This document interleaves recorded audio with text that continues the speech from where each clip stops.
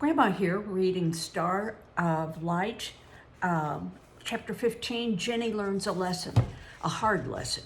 If you'll recall, Jenny is visiting with her parents, her Aunt Rosemary, and she really likes taking care of the baby, helping her Aunt Rosemary take care of the babies and Kinza. Hamid welcomed the coming of spring and the warmer weather. Winter is hard when your only clothes are rags.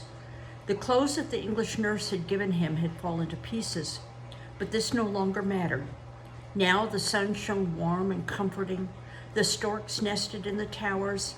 Flowers clothed the mountains, and cherry and peach blossoms made the valley beautiful.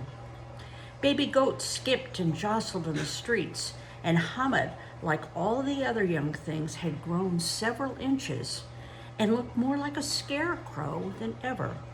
He sat on the step of the donut stall, licking the oil off his fingers and watching the seething market with bright, observant eyes. There was always so much to see on market days, and amid all the busyness of people coming and going, Hamid saw Kinza in a scarlet jersey prancing along between Jenny and the English nurse who had come out to do her shopping. Then in a flash, he caught sight of something else. He thought he was dreaming for a second, and he rubbed his eyes and looked again. He was not dreaming. He went white under his tan, turned a backward somersault into the shop, and hid himself securely between the stone oven and the donut counter. Then he peeped out, like a startled rabbit from its hole, to watch what would happen next. What do you think he is seeing? He already saw Kinza go by with the English nurse and Jenny. What would make him turn white from his tan skin? Well, let's read on. His stepfather stood rigid in the doorway across the aisle, staring fixedly at the little group who were buying oranges, unaware of him. Then, drawing a step or two nearer, he watched Kinza as a snake might watch a baby rabbit at play, awaiting its moment to strike. His keen eyes were taking in everything: the blind gestures, the happy freedom of her baby talk, the stout little shoes and the warm clothes. As the three went over to the oil merchant shop, he followed, coming so close to his stepdaughter that for one breathless moment, Hamid wondered if he was going to snatch her. But he did not touch her. He merely moved behind them, unnoticed in the jostling crowd, and Hamid saw that his black eyes burned with anger and his mouth was closed as tightly as a steel trap. Hamid, recovering from his first shock, was not afraid. His stepfather had come to the market on business and would probably leave the town that evening. He had not seen Hamid, nor would he see him, for at the earliest possible moment, Hamid would run off into the mountains and keep company with the monkeys until after dark. He did not worry about Kinza at all. She was in the safe keeping of the English nurse who loved her and would never let her go. Her home was a fortress that Sai Mohammed could never enter. Hamid's master arrived quite soon and was surprised and annoyed to find his assistant under the counter instead of behind it. He boxed his ears, which Hamid did not mind in the least, and took some money off his pay, which he minded quite a lot. Once released, his nimble brown feet crisscrossed the danger zone of the marketplace where his stepfather lurked, and he made for the cobbled path that ran along the outskirts of the town. Kinza, Jenny, and Rosemary made their way home and never noticed the sinister figure of the man who followed them as far as the entrance of the street and stood watching until the door of the house closed behind them. It was almost time for the clinic to open. Usually, while Aunt Rosemary worked there, Kinza sat on the front step in the sunshine and talked to her kitten, and the patients stepped over or around her. But during the past 2 weeks, she had often gone to play with Jenny, who loved looking after her. So now, with her new storybook that she had brought to show her aunt in one hand and Kinza holding onto the other, Jenny set off to find her mother and father at the hotel. The little girls threaded their way through the market crowds and entered the tower gardens which lay between them and the hotel. There was no one in the gardens, for everyone was busy in the market, and the sleepy silence made Jenny want to linger. She thought of her new book. She had just reached an exciting part, and this would be a lovely, quiet place to sit and read, just 5 minutes. Her mother had told her she was never to stop between her aunt's house and the hotel, but after all, her mother did not know what time she set out. She sat down in a pleasant little stone corner near the old archway with Kinza beside her and began to read her book. It was a story about a child, just like Jenny, who had a pony of her own and rode in horse contests, just as she was going to do when she got home. She hardly noticed that Kinza had gotten up and started to wander along the path toward the archway. Kinza often went for little walks, her arms held out in front of her to avoid danger. When she felt she had gone far enough, she would stand still and squeak till someone fetched her back. Jenny read on eagerly, for she wanted to reach the end of the chapter and discovered whether Annabelle's pony was going to win the cup for jumping or not. Out of the corner of her eye, she could see Kinza standing in the archway.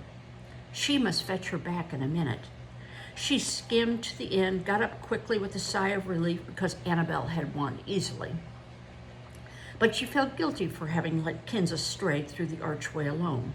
"Kinza!" she called eagerly, running into the other part of the garden, and then she stopped short, and her eyes grew big with fright, for the green grass in front of her was empty and deserted. There was no sign of Kinza anywhere.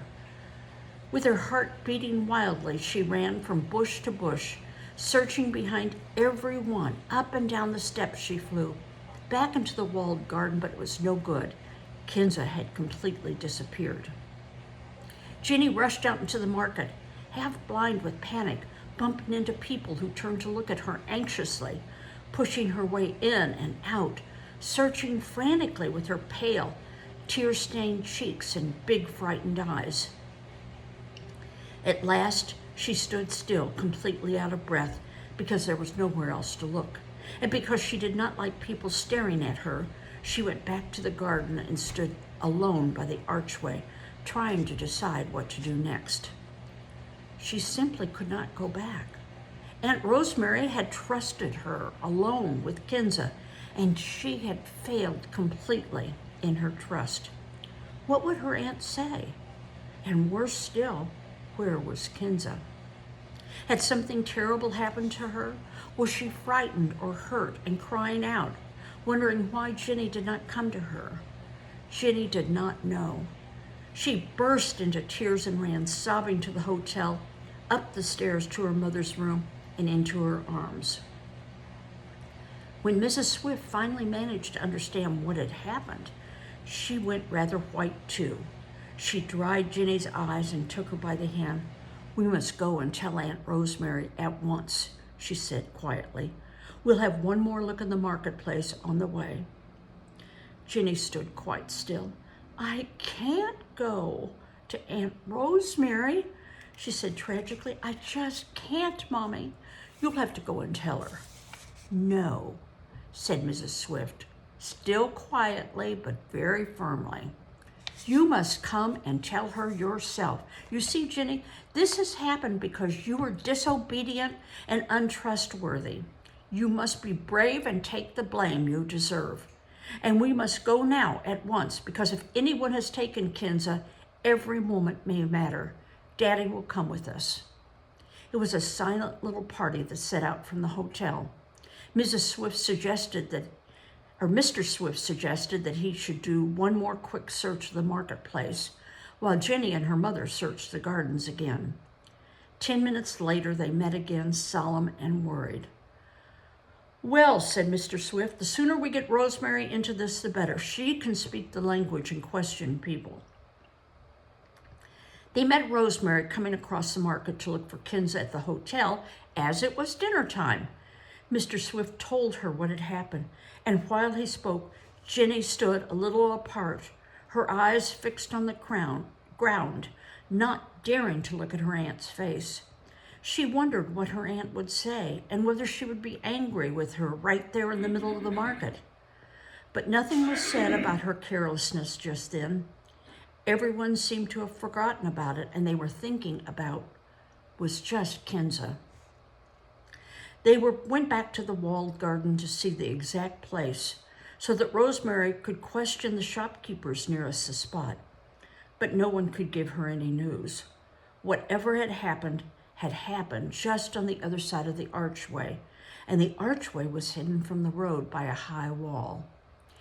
There were 3 exits from that part of the garden, and one led straight out into the lonely country road that branched off in the next couple of miles into a dozen wild mountain tracks. There are 2 possibilities, said Rosemary at last, when all questioning had proved useless. One is that she has been kidnapped for the sake of her clothes, and in that case, the police might help us. The other is that her own people have decided they want her back and have stolen her away. In that case, I'm afraid she's gone for good. After all, I have no claim against her own people. I don't even know where she came from. I only know she was not a local child. She stopped short as a new idea came into her. I wonder where Hamid is, she went on eagerly. I've often thought he had something to do with her. He might be able to give us some clue. But not one of the boys who had collected to see what was going on knew where Hamid was. He had been at his job that morning and was last seen heading for the mountains. Everyone volunteered to go looking for him, and they scattered in all directions, for the Englishman would no doubt reward the finder handsomely. But no one succeeded in finding Hamid, for he was far up the ravine, between the great rocks, throwing stones at the monkeys. So frightened was he of meeting his stepfather that he stayed there long after sunset and missed the boys' meeting for the first time in many weeks. The police, when they heard the story, were polite and sympathetic, but not very hopeful.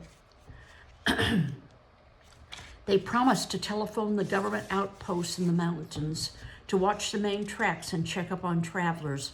But even if the child was found, what was there to prove that she did not belong to her captors? There was no more they could do, so they went sorrowfully back to Aunt Rosemary's house to have some tea. But none of them felt hungry, and after a while, Mr. and Mrs. Swift got up to go, Jenny, pale and wretched, following them, still not daring to look at her aunt, who had actually hardly given her naughtiness a thought yet. She was far too worried about what could have happened to Kinza. Rosemary was glad to be left alone. She carried out the tea things and then came back into her little room and knelt down, meaning to pray for Kinza. But the kitten sprang up beside her, mewing for its little playmate, and under the cushion on which she rested her arms was something hard and knobby, Kinza's wooden doll. She gazed around the room, and there was Kinza's ball, Kinza's mat, Kinza's box of sweets that Jenny had given her. Everywhere she looked, there were signs of the missing, loved little girl. And Rosemary suddenly laid her head down on her arms and cried. Where was Kinza? What was happening to her? How terrified and homesick she would be. How helpless in her blind darkness. Oh God, she cried, take care of her. Don't let her be hurt or afraid. Bring her back safely to me. As she prayed, she heard a little sob behind her and realized she was not alone in the room. She looked up quickly, and there in the doorway stood Jenny, white-faced and swollen-eyed with crying. Jenny, exclaimed Rosemary, does your mommy know you're here? Yes, said Jenny with a gulp. I said I must see you alone, so Mommy brought me back to the door. You forgot to lock it, so I just came in. And she says, please, will you see me home when you're finished with me? I don't suppose you want to see me at all because it was my fault about Kinza. Oh, Auntie, whatever shall I do? The last words came out with a rush of fresh tears, and Rosemary drew the trembling girl into the room, shut the door, and sat down beside her. You can't do anything, Jenny, she said gently, but God loves Kinza far more than we do, and he can do everything. Let's kneel down and ask God together to shelter little Kinza and comfort her and keep her safe. So they knelt side by side, and Rosemary prayed that Jesus would protect Kinza. Jenny listened and wondered, more miserable than she had ever been before. It's all very well for Aunt Rosemary, she thought. When dreadful things happened to her, she had a place where she could find forgiveness and peace and comfort. But Jenny knew no such refuge. She felt shut out in the dark. She would never forgive herself, and neither would anyone else, if Kinza was really lost. For the first time in her life, her naughtiness had really mattered, and there seemed no escape from the terrible results of it. Nearly every day she was self-willed and lost her temper if she couldn't get what she wanted, but Mommy and Daddy were always nice and understanding about it, and remembered that after all she had been ill for 3 months. Now she had gone her own way and disobeyed once too often. If only Kinza could come back, said Jenny to herself. I will never be disobedient or naughty again. I'll be good forever and ever. Have you had something happen to you where you've made that promise that you will be good forever and ever? That's a hard promise to keep, but God always forgives us. So we'll see in the next chapter. The next chapter gives me some hope. It is called Rescue Plans, and we see mountains here. So I hope that Kinza gets found before her stepfather hurts her or sells her to the beggar. Bye-bye.